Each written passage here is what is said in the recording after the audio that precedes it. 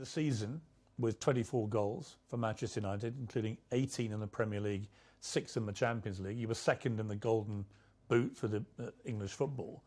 I mean, by any normal yardstick, that's an incredible performance. And yet you were still getting criticised. It was almost like, well, it's got to be your fault, even though you scored all the goals. Were you as bemused as I was that you were becoming the focal point for the criticism? I think it's easy to point out when you want to cover other things, to point out Cristiano Ronaldo.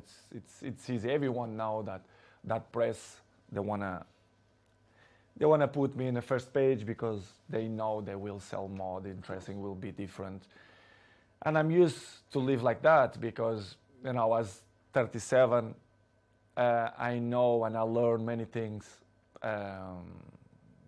When you are in the down of the wave, when you are in the top of the wave, you don't realize and you don't see things that you don't see before, which is I appreciate to have bad moments to see which people is in your side, who criticize you more, because they're looking for that.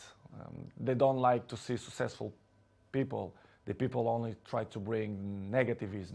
And I felt the last 4 or 5 months that not only for me, but even for my family as well, for Georgina, especially around the world, the press criticize me even more. Sometimes I don't understand why. Even Portuguese press, that they criticize me a lot. I don't understand, but I still believe that the jealousy is part of that. They want to cover many things that helps to shine other things. But listen, Piers, I know I'm 21 years in the top of the game, so I know how it takes. So for me, it's not a problem. It's hard when you are a little bit down to listen to this criticism. Do you read it all? Do you read newspapers? Do you read social media? A good thing that I have, I don't like to read because I know 90% of the times they lie. They are garbage. The press, they are garbage. Not all of them, but most of them. They don't say the truth. And they lie. They constant lie and they constant attack me and my family. They're always negativism against my family. Why I'm gonna read? Because I know they try to make me feel bad, me and my family, which is something hard to deal. But in the end of the day, I understand. But it's really, really hard. The problem you have is you're too famous. You are the most followed human being on Instagram. That you have, I just checked, 495 million followers.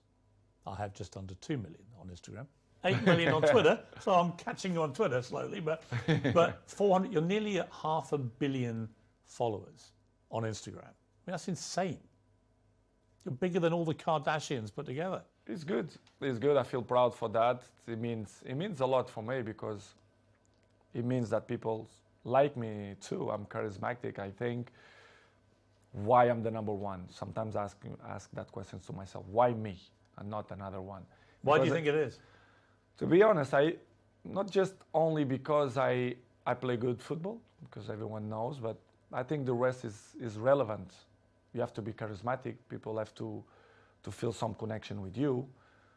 I think to be good looking helps too. I have the same problem. Yeah, I feel the same way. To be honest, Chris, I don't know the real reason, but I think I'm charismatic and I'm a petitive fruit. I don't know if we... A what?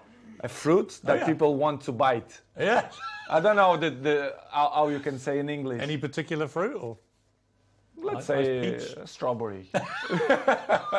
But I don't know the reason. I mean, what's incredible to me is the power you have. Appetite fruit. Appetite fruit. I don't know if it makes sense in English, but if it don't make sense, you learn. I'll research appetite fruit, yeah. Okay. I mean, I have a pinned tweet, and it's you telling me I have good abdominals, which is a very good observation, by the way. And it's only 10 seconds long. It's had 43 million views, this clip. So thank you. Because 43 million people have heard the guy who actually has got good abdominals tell me I've got good abdominals. But it showed me the sheer firepower you have in that world of social media. It's just extraordinary. Is what I told you before. I have good things, which is you can sell your own product, let's say in that way, but you have to deal with many obstacles in your life too. Do you care if people hate you? I mean, a lot of people love you, but obviously a lot of people don't. You're so big, you're going to get both. But do you care about the ones who hate Cristiano Ronaldo? I care the people who like me. I'm not waste time for the people who don't like me. I think it's waste of time. These people, they are not interesting on my life. I like to be around the people who love me. I don't waste my time to see the criticism of people who is next to me, ex-players, for example.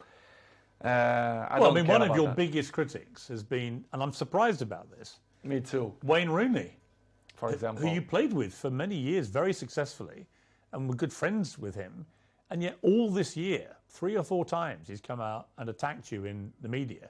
Piers, I don't understand. You should ask this question to him, but I don't know. I don't know why he criticized me so bad, or I don't believe that he's jealous of me. He says your behaviour is unacceptable. United should sell you. Blah blah blah blah blah. I mean, it's Wayne Rooney. It surprised me. It was 1 year ago or 6 months ago here in my house. He pick up his kids here and invite Cristiano to go to his house to play football. I really don't understand people like that, or if they wanna be in the cover of the paper, of the news, or they want a new jobs or whatever. Is it jealousy as well, perhaps, that you're still playing and still in the Man United? Probably, because he finished his career with 30s. So I'm still playing high level. I'm not gonna say that I'm looking better than him, which is true, but that is inarguable. I mean, there's no contest. It's hard to listen that kind of criticize and negative about people who play with you. For example, Gary Neville as well.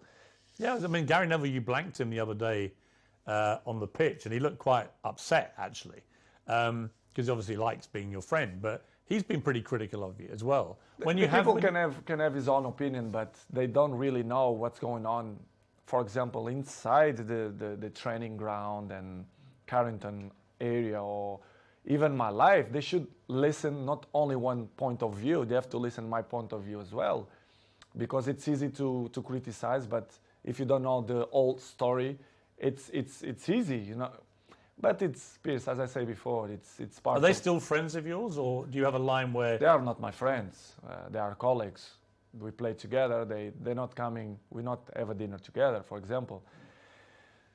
But as I told you, Piers, before, it's part of my journey. They keep criticize me, negativism every time. So I continue my trip, and I have to catch up the people who like me.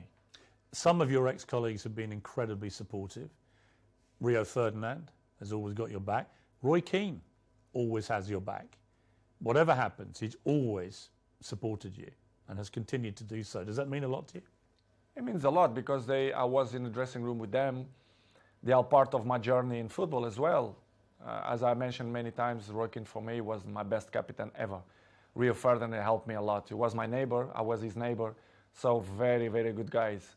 Not just because they speak good about me, but they was there in the dressing room. They are football players. They know how players thinking and the behaves, etc. And to listen ex-colleagues or teammates to criticize you, and they only see one point of view. Do you feel a bit betrayed when they do that? Because you played together. It's easy to criticize. I don't know if they have a job in television that they must criticize to be more famous. I really don't understand. Do you think they use your name a bit to get attention? I think they take advantage of that because they are not stupid. And I really understand, and I have to carry on with my life with criticize or when the people speak good about you. But it's hard when you see people who was in the dressing room with you criticize you in that way. It must hurt It's you. not good. Yeah. Yes, I did, but A bit. not hard. I'm not gonna be more slim. I'm not gonna sleep bad because of the criticize. But it's not good to listen that. Disappointing. A little bit, yes, disappointing. Next on